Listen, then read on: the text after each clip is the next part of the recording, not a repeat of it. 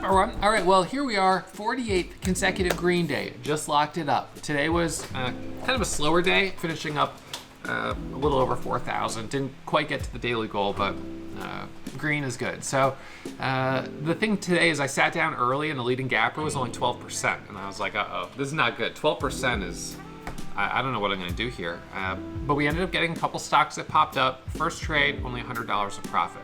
And then the second trade, we got an algo spike, and I got some good profit on that. 600 on my first trade, about 1,500, maybe 1,900 on the second trade. That put me up over 2,000, and then we got more trades on that into the open, and I actually had a position that I held into the open. So I ended up doing well on that stock, but it was lower priced.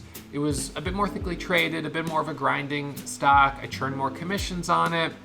And then we ended up having a stock that halted up 3 times in a row, ended up giving a 100+% squeeze, and I missed the whole thing because the price action at the open was so choppy. I didn't trust anything. I had 2 small break-even trades at the open, and then 2 others that I watched fail.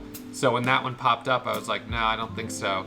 And then it ended up halting up and going up 100%. So that's the luck of the draw, but in any case, locking up a green day and trying to stay consistent, that's the name of the game. If I go red and it's early, still lots of time in the market to recoup those losses and try to finish green. It does a little bit get into revenge trading, basically just being like, I'm not gonna walk away red. So if I go red, I just kind of keep trading. And this is tough because I have to be really careful. I have to be patient and disciplined and wait for good quality opportunities.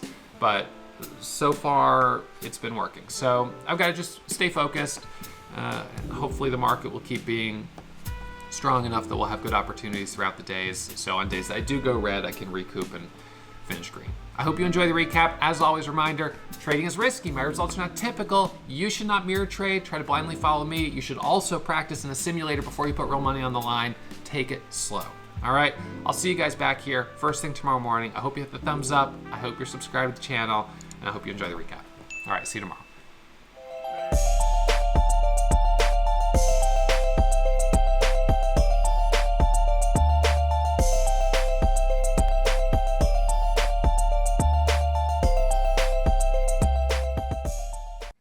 All right, everyone, so I'm going to do a brief recap here of my trades from this morning, finishing the day at $3,825.96 in my retirement account and $663.48 in my main account.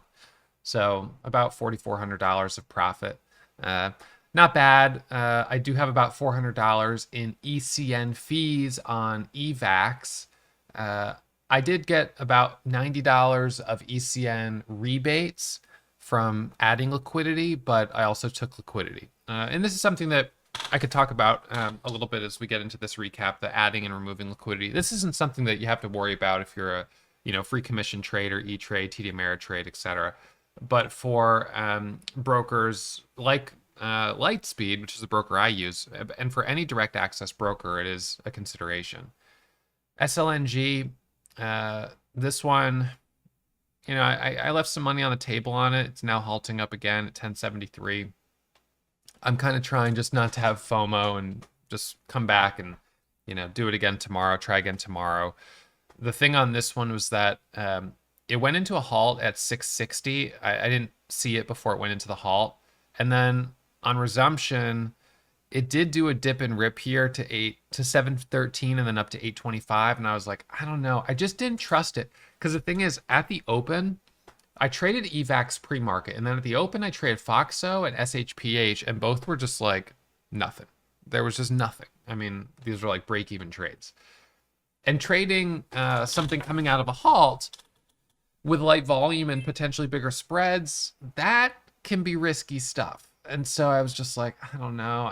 I just don't want to get smoked and take a $1,500 loss on it. And then it goes into a second halt. And then I was like, well, I really can't buy it out of the third halt or going into a third halt. So I didn't. But it went into a third halt, and then it went up to a high of 1170. So I ended up missing kind of that whole move. Jess, 500K badge in the chat room. He traded it really well, over $30,000 in profit. So I'm super happy to see some traders that did well on it. I don't know, it's just a little gun shy. And I think that was for a couple of good reasons. So let's talk about those reasons. Well, this morning when I sat down, the leading gapper at like 7:30 was only 12%, and I was like, "Uh-oh, this does not look good. 12%. This could be a slow day."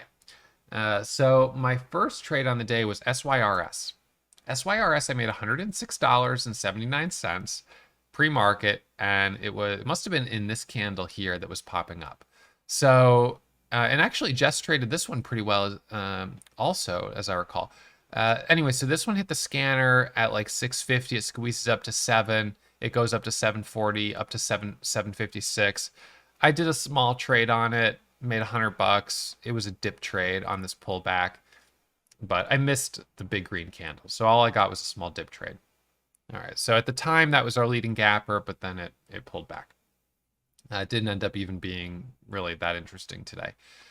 Then we had EVAX. So EVAX had news that came out, and when that news came out, I traded it. So I did trade this one during that news spike. It was an algo spike, and I got in at $2.98, $3, added at $3.15 and $3.20, and took my profit up here to $3.50.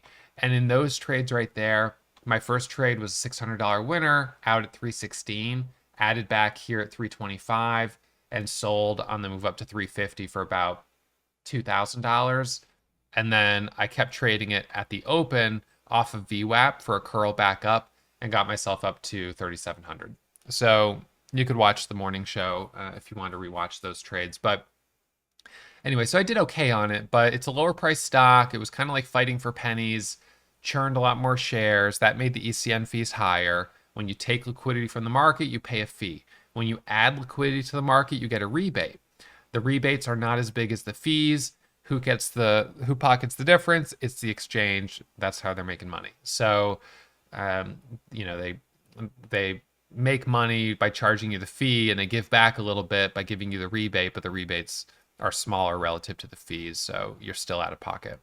So, I got a little bit of profit on EVAX, and then going into the open, I held a position on EVAX through the open from 9:29 to 9:30, and we got a retest of 329. I took the profit there. It dropped down, came back up. I didn't trade it again. I just was like, whatever.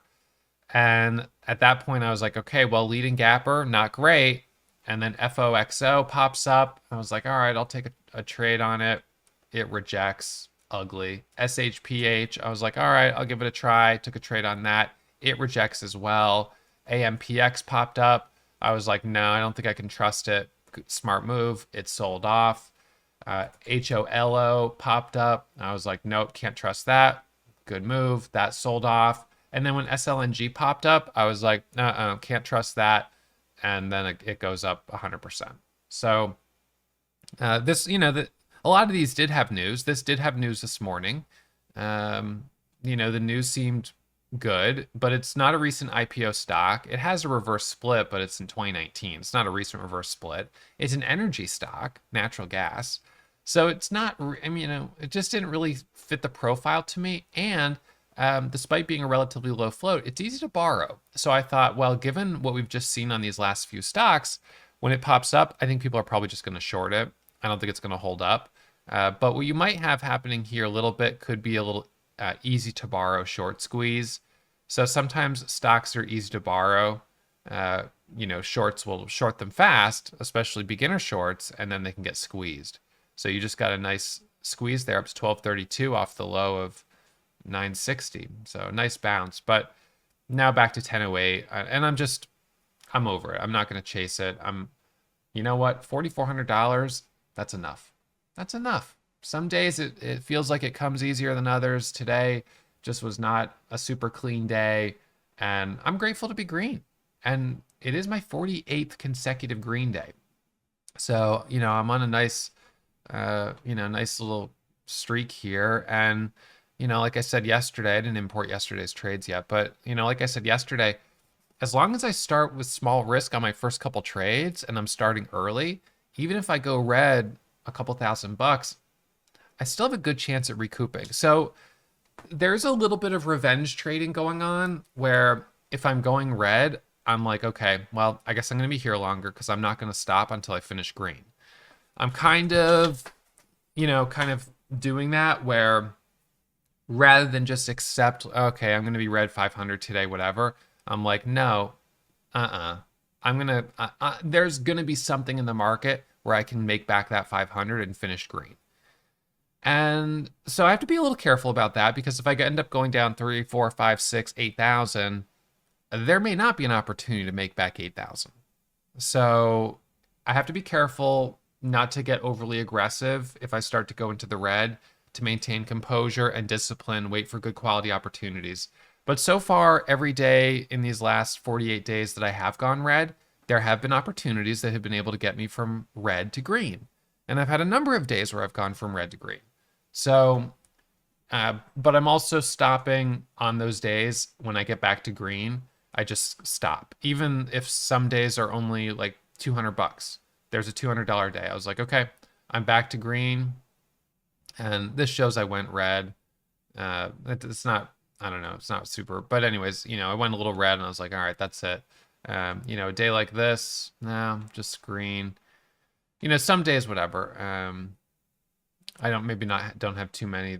I don't remember one of the last ones that I went a little deeper into the red, but maybe it was this day here.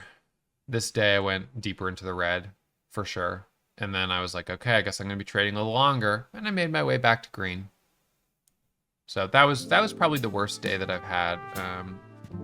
That was in August. But anyway, so just trying to stay steady, keep it consistent. And so here at 10:30, I don't have very much of a profit cushion on the day. I don't really feel inclined to push my luck. So I'm going to shut it down and live to trade another day. And I'll be back at it first thing tomorrow morning. All right, that's the game plan. I'll see you in the morning. I hope you really enjoyed that video, and make sure you hit the thumbs up and subscribe to the channel if you haven't already. Our goal is to hit 1 million subscribers this year, but we won't get there without your help. So please, please, please hit that subscribe button.